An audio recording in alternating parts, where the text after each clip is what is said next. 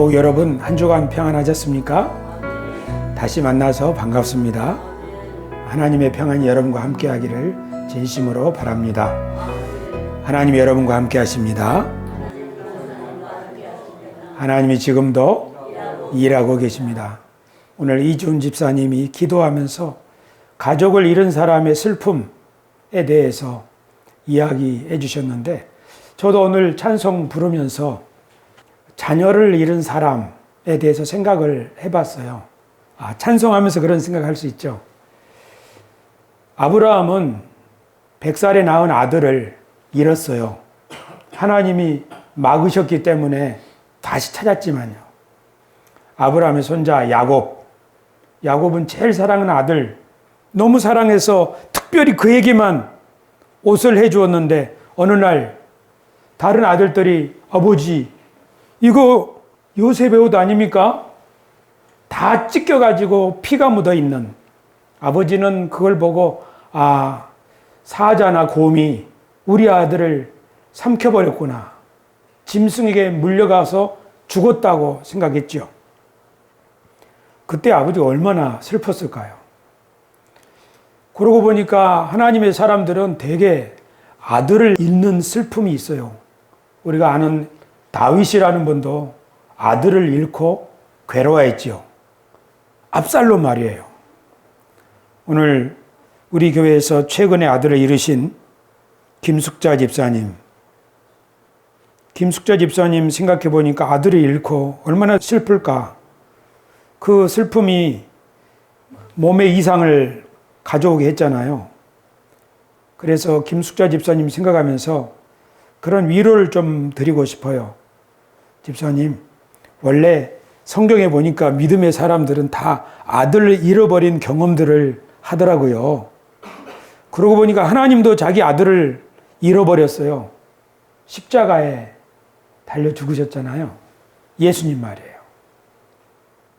오늘 교회 오면서 김노순 권사님께 제가 질문했어요. 권사님은 마음이 착잡할 때 이야기할 친구들이 있으세요? 권사님 대답은 뭔가 하면, 사람들하고 얘기하면 그때뿐이다. 사람의 말은 잠깐 좋지만 다 지나가 버리고 만다. 하나님께 기도를 해야, 기도를 통해서 마음에 있는 그 슬픔을 싹 뽑아내야 마음의 문제가 해결이 되어야 하기 때문에 기도를 해결한다. 그 말씀을 듣고 참 권사님, 훌륭한 권사님이로구나. 그 끝에 권사님이 무슨 말씀을 하시냐면, 자녀들을 위해, 아들들을 위해 교회 와서 기도하지 않으면 견딜 수가 없는 나날들, 그 나날들을 보내면서 하나님을 깊이 만난 이야기를 하시더라고요. 기도하러 자리에 앉으면 화장지부터 갖다 놓고 시작한다고요. 무슨 말이 필요해요? 하나님께 울며 기도할 뿐. 우리들은 다 자녀를 양육하면서 이처럼 저 자녀를 잃어버릴지도 모른다. 아니, 내가 조금 더 잘해주면 줬더라면 좋았을 것을. 아마 미국에 딸을 보내고 나서도 이 장로님이 많이 우셨을 것 같아요. 최근에 제 아내가 슬픈 얼굴로 내가 자녀들을 잘못 키웠나, 아무 말도 할 수 없고 하나님 앞에 기도도 할 수 없다, 그런 이야기를 하더라고요. 우리들은 마음에 이런 슬픔이 있어요. 그리고 그 슬픔은 혼자만의 문제가 아니라 그 슬픔 가운데서 생각을 해보면 믿음의 사람들이 다 그 눈물의 골짜기를 지나왔다는 것을 우리는 알 수 있어요. 어쩌면 하나님이 우리들에게 자식을 주신 이유는 자식을 양육하면서 하나님의 마음이 어떤 것인지를 깨달으라고 자식을 주신 것이 아닐까. 물론 생육하고 번성하여 충만하라 하는 것이죠. 저희 아버지는 저에게 두 가지 얼굴을 보여주셨는데요. 하나는 환하게 웃으면서 아들을 듬직하게 바라보시는 얼굴. 또 한 얼굴은 술 드시고 오셔서 매우 찡그린 얼굴. 그 얼굴은 보면 정말 온몸에 힘이 빠져버리는 그 얼굴이에요. 그런데 어느 날 제가 우리 자녀들에게 그런 얼굴을 하고 있다는 걸 알았어요. 자녀들이 이런 얼굴을 보지 않았으면 좋을 텐데 하는 그런 얼굴을 자녀들에게 보여줬기 때문에 그 자녀가 두려워하고 집에 오기를 무서워하고 아버지가 집에 없기를 바라는 그런 세월을 보냈더라고요. 오늘 저는 하나님의 형상으로 빚어진 사람이라는 제목으로 하나님의 말씀을 준비했습니다. 우리들이 하나님의 형상으로 지음을 받았다는 것이죠. 그러면 우리의 무엇이 하나님의 형상을 닮은 걸까요? 모든 종교의 사원에는 가장 중앙에 그 종교가 섬기는 신의 신상이 있습니다. 불교의 가장 큰 대웅전, 불국사 대웅전에 가면 저 황금 불상이 있습니다. 최고의 정성이 모인 그곳이죠. 그리스의 유명한 관광지 아테네. 아테네에는 그 언덕 꼭대기에 파르테논 신전이라고 하는 신전이 있습니다. 파르테논이라고 하는 여신, 아테네 여신. 파르테논이란 말은 처녀란 뜻인데요. 그 아테네를 가리키는 말이에요. 지금은 폐허가 돼가지고 기둥만 남아있죠. 그런데 원래는 이런 모습이라고 합니다. 그러니까 저 신전 속에는 아테나라고도 하는데 그 여신이 빛과 번쩍하게 있는 거죠. 이렇게 신전에 신상의 모습이 있는 것은 우리가 섬기는 신이 바로 이런 모습이고 이렇게 위대하고 능력이 있는 분이다 하고 보여주는 거죠. 그런데 성경에 나오는 하나님의 성전에는 하나님의 신상이 없습니다. 거기에는 물두멍도 있고 촛대도 있고 하지만 하나님의 모습을 새겨놓은 그런 신상이 없어요. 지성소에도 상자만 있어요. 상자, 법궤라고 하죠. 하나님의 성전에는 가장 중심에 하나님의 모습을 보여주는, 하나님의 형상을 보여주는 신상이 없습니다. 그런데 우리가 생각해 본 대로 하나님의 집, 하나님이 사시는 곳이죠. 성전, 성막. 그리고 원래 하나님이 사시는 집은 에덴 동산이었죠. 그래서 에덴 동산은 하나님이 거하시는 곳, 거기에 사람을 들이신 에덴 동산과 성막과 성전은 하나님의 처소라는 차원에서는 다 같은 것입니다. 그런데 에덴 동산 중심에는 하나님의 형상이 없습니다. 이유를 아시겠죠? 왜 하나님의 형상이 없습니까? 이 말씀 때문이죠. 하나님은 우리의 형상을 따라 우리의 모양대로 사람을 만들고, 그러니까 하나님은 자기 성전, 자기의 에덴 동산, 자기의 거처 가장 중심에 하나님의 모습을 나타내고 하나님의 성품을 나타낼 형상을 따로 만들지 않고 사람에게 자기 형상을 주셔서 자, 네가 나를 세상에 나타내라 하는 거죠. 그래서 사람은 하나님의 형상으로 지음을 받았습니다. 그러면 하나님이 어떤 모습인지 우리는 어떻게 알지요? 성경 이야기가 하나님의 형상을 보여줍니다. 성경의 많은 이야기들, 율법들 보면 그 속에 정신이 나타나는데 그 핵심 정신이 하나님이 얼마나 진실하고 따뜻하고 그리고 마음이 넓은 분인지 성경 이야기가, 율법이 그것을 담고 있어요. 예언자들도 율법을 연구하면서 우리가 믿는 하나님은 제사를 원하시는 분이 아니라, 피를 원하시는 분이 아니라 그분은 정의롭고 자비롭고 그리고 경건한 삶, 그런 사람 원하신다. 무슨 뜻이에요? 하나님이 그런 분이란 뜻이잖아요. 그래서 예언자들도 사람들에게 우리가 하나님의 형상을 회복해야 되지 않겠느냐, 하나님은 이런 분이고 우리를 그렇게 만들었지 않느냐, 그렇게 말씀하는 거죠. 성경을 읽어보면 예수님은 하나님의 형상이라고 합니다.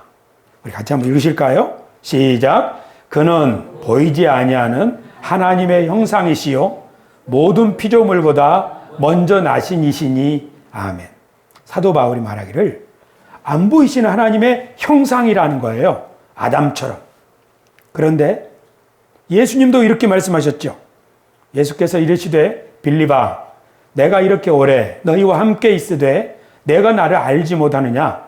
나를 본 자는 아버지를 보았거늘 어찌하여 아버지를 보이라 하느냐?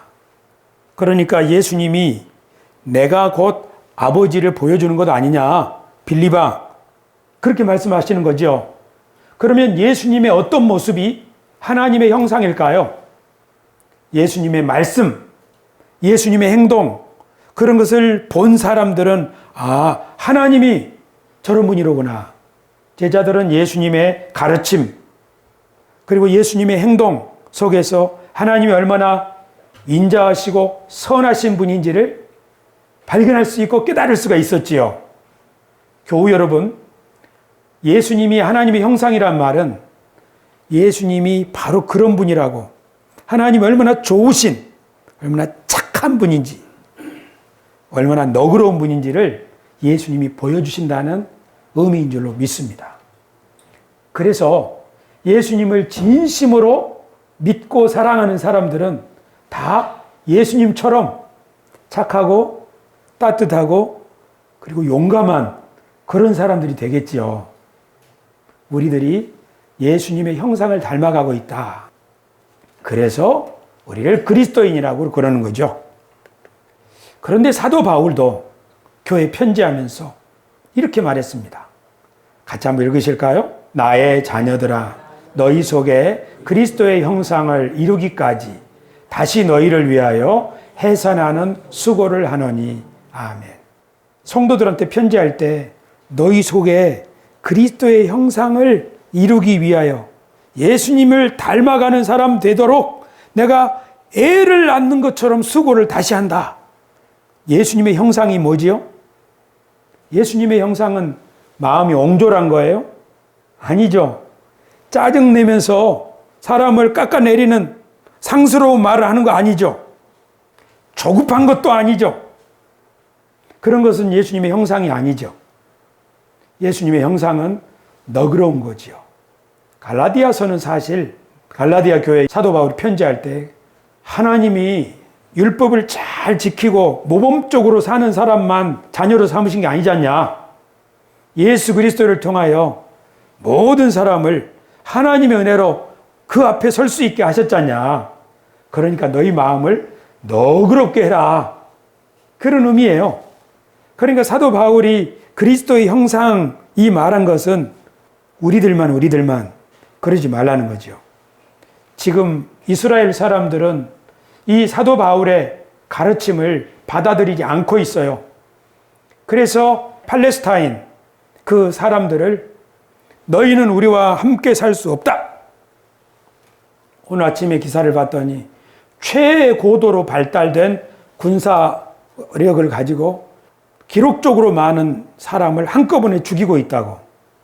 24시간 동안 지난 700명이 넘는 사람이 한꺼번에 죽었대요.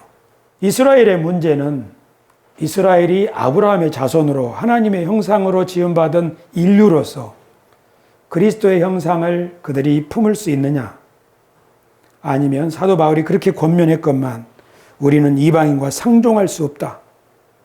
우리는 할례받은 사람들만 아브라함의 자손이다 하고 문을 꽉 닫아버린 그 사람들에게 지금 사도 바울이 권면하는 건데, 지금도 이스라엘 백성들은 그렇게 하고 있는 것 같습니다. 이 여자 화가가 자기 얼굴을 그렸습니다. 이것은 자기 어렸을 때 모습이고요. 거울을 보면서 이렇게 본다는 것은 자기 내면을 이 화가가 이 그림을 그리고 뭐라고 설명을 했냐면, 예수님을 잘 믿는 화가예요. 하나님이 너를 하나님의 형상으로 지으셨는데 내 속에 하나님의 형상을 이렇게 새기기 위하여 너에게 지금까지 살면서 하나님이 여러 가지 일들을 경험하게 해주셨잖냐. 네 안에 하나님의 형상이 이렇게 빛나고 있는데 너 그것을 봐라 라고 그림을 그린 거예요. 오늘 제가 이덕순 집사님을 기다리면서 길가에 서 있는데 여학생 아가씨 둘이 지나가요. 아다다다다다 둘이 재미난 얘기하면서 지나가지요. 그 얼굴을 봤어요. 얼마나 풋풋한 얼굴인지. 그러고 나서 우리 이덕순 집사님을 생각해 봤어요. 이덕순 집사님은 화장하고 오지만 주름이 많이 생겼잖아요. 우리 교우들 생각해 봤어요. 하나님이 여러분들을 하나님의 형상으로 지으셨는데 삶의 언저리에서 저처럼 어떤 날은 기분 좋게 웃고 어떤 날은 찡그리도 하죠. 너무 괴로우니까. 때로는 자식을 잃기도 하고요. 자식이 살았는지 죽었는지 얼마나 가슴 아파요. 자식들과 관계가 멀어져서 내가 무슨 잘못을 해서 이렇게 큰 고통이 있는가. 그 눈물의 밤을 지나올 때 얼마나 고통스러워요. 하지만 그 시간들을 지나면서 우리는 젊었을 때보다 좀 더 차분하고, 우리는 어렸을 때 조그만 것 보고도 막 두려워하면서 새 가슴이었는데 웬만한 일에는 놀라지 않고 너그럽고 좀 더 잘해주려고 노력하고, 그런 모습으로 우리의 모습이 이렇게 변화되고 있는 거죠. 저 주름살, 흰머리, 그 속에는 하나님이 우리를 만들어가고 있는, 사도 바울은 해산하는 수고를 한다고 그랬는데 하나님 우리를 그렇게 빚어가고 있는 거예요. 제가 길거리에서 봤던 앳된 그 여학생들, 그 얼굴은 아름답지요. 하지만 여러분이 겪었던 그 고통, 그리고 그것을 통해서 마음속에 다져지게 된 하나님을 향한 믿음, 자녀를 향한 사랑, 희생과 애통의 눈물을 흘려보지 않으면 가질 수 없는 그 따뜻한 마음, 그런 거 아직 없지요. 그렇죠? 막 태어난 아이들 얼마나 귀여워요. 하나님의 형상은 귀여운 걸까요? 막 태어난 아기는 귀엽죠? 18살, 16살 청춘 남녀는 매력적이죠. 하나님의 형상은 귀여운 걸까요? 섹시한 걸까요? 탱탱한 걸까요? 어떤 게 하나님의 형상일까요? 아이는 귀엽지만 너무 연약해요. 젊은 사람들은 너무 보기 좋지만 그들은 인내가 뭔지 잘 몰라요. 하나님의 형상은 뭘까요? 그것은 하나님이 가지고 있는 착한 마음, 너그러운 마음, 그리고 자기를 내어줄 줄 아는 희생의 마음. 그런 것이 하나님의 형상이죠. 그러니까 여러분들이 누구를 위해서 착한 일을 했다면, 누구를 위해서 자기를 희생했다면, 누구를 위해서 눈물을 많이 흘리면서도 그 아픔을 참아냈다면, 그때마다 하나님의 형상은 우리 속에 점점 선명하게 새겨진 줄로 믿습니다. 사람들은 젊은 사람들을 보기 좋아해요. 나도 저럴 때가 있었지.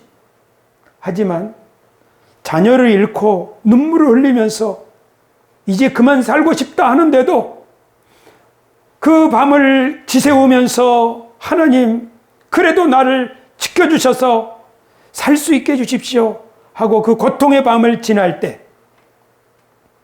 그때 우리 속에 얼굴에는 주름이 늘어갈지 모르지만 우리 속에는 우리 아버지 어머니가 나를 이렇게 생각하셨겠구나. 우리 하나님이 이렇게 우리를 사랑하시겠구나. 믿음의 사람들은 원래 이 고통 속에서 진짜 영광으로 가는구나. 그렇게 우리 속에 하나님의 형상이 만들어지고 아름답게 빛나고 있는 줄로 믿습니다. 에베소서에는 이런 말씀도 있습니다. 허물로 죽은 우리를 그리스도와 함께 살리셨고 너희는 은혜로 구원을 받은 것이라. 또 함께 일으키사 그리스도 예수 안에서 함께 하늘에 앉히시니. 저는 이 말씀을 오랫동안 궁금하게 생각했어요. 내가 여기 있는데 어떻게 예수님과 함께 하늘에 앉혔다고 할까? 나는 땅에 있는데 어떻게 하늘에 앉을 수가 있는 거지? 이번 설교를 준비하면서 성전, 하나님의 보좌가 있는데 하나님의 거처가 있는 곳, 그것이 에덴 동산이구나. 하늘이 하나님의 보좌라면 하나님의 보좌에 함께 앉게 한다는 뜻은 하나님의 성전에 다시 들어올 수 있는, 아담은 쫓겨났지만 다시 하나님의 형상 앞에, 하나님 앞에 빛나는 형상으로 설 수 있게 해주신다는 말이구나. 예수님처럼. 그러니까 인간은 하나님의 형상으로 지음을 받았는데 하나님의 말씀을 불순종함으로 에덴 동산에서 쫓겨났죠. 형상 잃어버리고 그 대신에 미워하고 증오하고 두려워하고 찌그러진 형상으로 서로에게 고통을 주었지요. 그런데 예수님이 우리를 함께 십자가에서 우리와 함께, 그리고 다시 하나님이 살리셔서 그때 우리를 예수님과 함께 하늘에 앉히셨다. 하나님의 보좌에 앉히셨다. 즉 하나님 앞에 설 수 있게 하셨구나. 이제 다시 빛나는 하나님의 형상으로 우리를 다듬어 가시고 그렇게 하시겠구나. 그런 의미라고 이해하게 되었습니다. 그런데 우리뿐 아니라 교회도 마찬가지예요. 교회도 그의 안에서 건물마다 서로 연결하여 주 안에서 성전이 되어가고 너희도 성령 안에서 하나님이 거하실 처소가 되기 위하여 그리스도 안에서 함께 지어져 가느니라. 우리들이 함께 지어져 간다고요. 사랑하는 교제를 통해서, 예배를 통해서 지어져 간다고요. 그러니까 우리들에게는 아직 찡그린 얼굴도 있어요. 그렇죠? 두려워하는 마음도 있어요. 하지만 우리가 많은 날 참고 인내한 날도 있어요. 다른 사람은 겪어보지 못한 고통을 지나온 사람, 그것이 우리들에게는 밸류가 아니에요.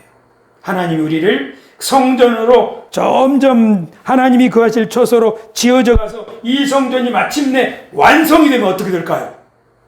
여러분, 성막이 완성이 되던 날, 성전이 완성이 되던 날 어떤 일이 있었느냐면요, 이런 일이 있었어요. 성막이 완성이 되던 날 하나님의 영광이 구름으로 거기에 가득하니까 모세라도 성막에 들어가지 못하고 모든 백성들도 마찬가지예요. 솔로몬 성전이 완공이 되던 날, 다 지어지던 날 하나님의 영광이 충만하니까 백성들이 돌로 깐 바닥에 엎드렸다고 그랬습니다. 우리들도 그리스도의 형상이, 하나님의 형상이 점점 우리들 속에서 이루어져서 마침내 하나님이 거하실 완성된 초소로 되는 날, 하나님의 빛나는 형상, 그리스도와 같은 모습으로 변화될 줄로 여러분 믿으시기 바랍니다. 어떤 사람이 마약에 찌들어 산다면 그건 아름다운 인생은 아니죠. 하지만 자녀를 잃었어도, 육신의 질병이 있어도 그 가운데 하나님을 소망하며 따뜻한 마음을 잃지 않고 살아가고 있다면 그 속에 얼마나 아름다운 영광이 있을까요? 극단적으로 비유하자면 조직폭력배에서 사람들을 갈취하던 사람이 여기 있어요. 돈도 많겠죠. 그리고 자녀를 위해서 평생 희생하면서 나중에 육신의 질병이 있어요. 하지만 기도하면서 그렇게 착한 마음으로 희생하면서 산 어머니, 아버지가 있어요. 두 사람을 이렇게 대봅시다. 여기는 우람한 체격을 가지고 있죠. 멋진 차도 굴릴지 몰라요. 하지만 얼마나 추해요. 여기에 견줄 수 있어요. 자녀를 위해서 희생하고 가족을 위해서 희생한, 그리고 그러기 위해서 모든 청춘을 다 바친 이 부모님, 이 노인, 이 사람이 가지고 있는 아름다움, 그 영광에 어디 견줄 수 있어요? 멋지고 날씬하고 몸매가 좋은 아가씨가 이 아름다움에 견줄 수 있어요? 미스 코리아 진, 이 아름다움에 견줄 수 있어요? 하나님의 영광이 충만한데, 요 여러분, 우리들이 육신은 후패하나 우리의 속사람은 날로 새로워져서 마침내 예수님의 영광스러운 모습에 이르게 된다는 사실을 여러분 믿으시길 바랍니다. 너희가 이전에는 어둠이더니 이제는 주 안에서 빛이라. 빛의 자녀들처럼 행하라. 빛의 열매는 모든 착함과 의로움과 진실함에 있느니라. 이전에는 거짓말도 했고 너무 두려워서 짜증도 냈고, 이전에는 자기가 최고인 줄로 알고 교만하게 행동도 했고, 그것 때문에 다른 사람이 고통을 겪었어요. 이게 어둠이죠. 저는 지금 저의 얘기하는데 혹시 여러분들은 자기 얘기한다고 생각할지도 모르겠어요. 제가 그렇게 어둠 가운데 살았어요. 뭐라고요? 지 잘난 줄 알고, 또 쉽게 짜증내고, 쉽게 두려워하고, 그렇게 말해요. 이게 어둠이죠. 이제 그리스도 안에서 빛의 자녀가 되어서 예수님의 피로 우리를 새롭게 하셔서 우리를 하나님의 형상으로 하나님이 만들어가고 계시죠. 그때 하나님의 형상이 뭐예요? 세 가지죠. 착함. 이제 착한 마음씨로 사는 거예요. 착한 게 뭐가 착한 건가요? 착한 게 뭐예요? 다른 사람한테 함부로 하지 않는 거예요. 잘 대해주는 거죠. 그게 착한 거죠. 의로운 것은 뭐예요? 의로운 것은 바른 거죠. 바르게 하는 거예요. 거짓가 아니고 바르게 하는 거죠. 때로는 용기예요. 그리고 진실함. 이것이 빛의 자녀의, 이것이 하나님의 형상이에요. 옛날에는 우리가 천국 가면 옛날 우리 청년 때 아름다운 모습으로 바꿔주셨으면 좋겠어요. 그렇게 생각을 했어요. 근데 지금은 정말 아름다운 모습, 썩지 않을 모습으로 하나님이 바꾸실 줄 믿어요. 하지만 진짜 하나님의 형상은 착한 거예요. 한 아이가, 5살짜리 아이가 배달부를 보고 피자를 배달하러 온 그 남자한테 배달해주고 가는데 쫓아가가지고 아저씨 이렇게 하는 거죠. 그러니까 그 아저씨가 그 아이를 꼭 안아줬어요. 근데 엄마가 그거를 우리 아이가 주주 배달부한테 안기면서 사진으로, 영상으로 남겼죠. 그래서 그걸 SNS에 올렸는데 많은 사람들이 야, 아이 정말 착하다. 그 아이 5살짜리가 뭘 알겠어요? 그것이 돌고 돌아가지고 그 배달부의 친구가 그 영상을 보고 야, 이건 너 아니냐? 했더니 그 배달부가 맞아, 나야. 그런데 그 아이가 어떻게 나에게 이렇게 포옹을 했을까? 사실은 그러면서 자기 얘기를 하는 거예요. 자기에게 10대 딸이 있는데 정신질환이 있어요. 근데 얼마 전에 죽었어요.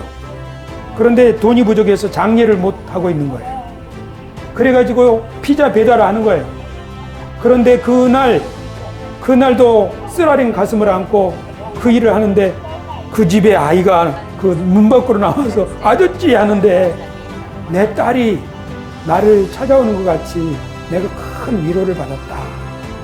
그 이야기를 했어요. 그러니까 그 또 소식이 퍼져가지고 사람들이 딸 장례를 못 치렀다니 돈을 모아서 그 사람 딸 장례식을 잘 치렀다는 영상을 봤어요. 착한 게 뭐예요? 그 아이처럼 이것저것 안 따지고 그냥 누군가 불쌍하면 그에게 다가가는 거죠. 그랬더니 이렇게 좋은 일이 생기지 않습니까? 하나님의 형상은 착함, 의로움, 진실함이죠. 우리들은 살면서 아무리 힘들어도 다른 사람한테 손 벌려서는 안 된다. 그런 거 배웠어요. 우리는 아무리 돈이 궁해도 사기치면 안 된다. 거짓말하면 안 된다. 그런 거 배웠어요. 그래서 우리들은 이 자리에 있는 거예요. 그러나 젊었을 때는 잘 몰랐어요. 젊었을 때는 이렇게 힘든데 누가 좀 도와줬으면 좋겠어. 부끄럽고 해도 저는 22살에 결혼해서 저 시골 해남에 있는 저희 장인어른 때 가가지고 야, 논밭이 많다. 우리 장인어른이 나를 좀 도와주면 안 될까? 이런 생각이 좀 있었어요. 그런데 나중에 알았어요. 우리 장인어른한테는 돌봐야 될 자녀들이 너무 많았다는 사실을. 그리고 또 깨달았어요. 사람은 남에게 주는 자가 복이 있지 받는 자가 복이 있는 게 아니다. 주는 것이 훨씬 행복하다. 막둥이로 자라서 받는 것에 너무 익숙해 있어요.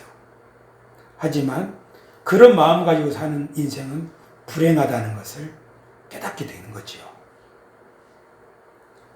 하나님의 형상, 하나님 우리를 하나님의 형상으로 지으셨어요. 법당에는 불상이 있어요. 파르테논 신전에는 아테나 신상이 있어요. 그러나 하나님의 성전에는 하나님의 신상이 없어요. 누구만 있어요? 하나님의 형상으로 지음받은 우리들만 있어요. 우리들은 전에 어둠이었어요. 그러나 이제 예수님을 통해서 다시 하나님 앞에 서는 그런 존재가 되었어요. 그리고 때로는 주님께서 우리에게 가슴 아픈 일을 겪게 하시죠. 그리고 하나님 앞에 기도하게 하시죠. 그리고 우리에게 착한 일을 할 수 있는 기회도 주시고요. 그렇게 하면서 우리를 하나님의 형상으로 만들어가고 계시는데 우리 주님이 오시는 날 우리가 예수님과 같이 빛나는 모습으로 변화되게 된다고 요한 1서에는 기록되어 있는데요. 그때 얼마나 멋질까. 그때 우리가 예수님처럼 변화되면 얼마나 멋질까. 왜 멋져요? 너무 착하니까요. 너무 정직하니까요. 너무 올바르니까요. 그리고 흔들리지 않으니까요.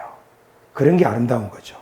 마약에 유혹을 해도 흔들리지 않는 영화배우가 있다면 그 영화배우는 더 아름다울 거예요. 우리들도 마찬가지예요.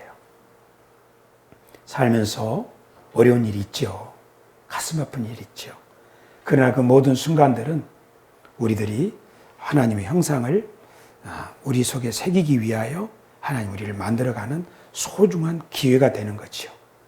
그때 하나님을 우리 김노승 권사님처럼 사람을 의지하지 않고 하나님께 마음을 둔다면 우리는 하나님의 형상으로 변화되어 갈 거예요.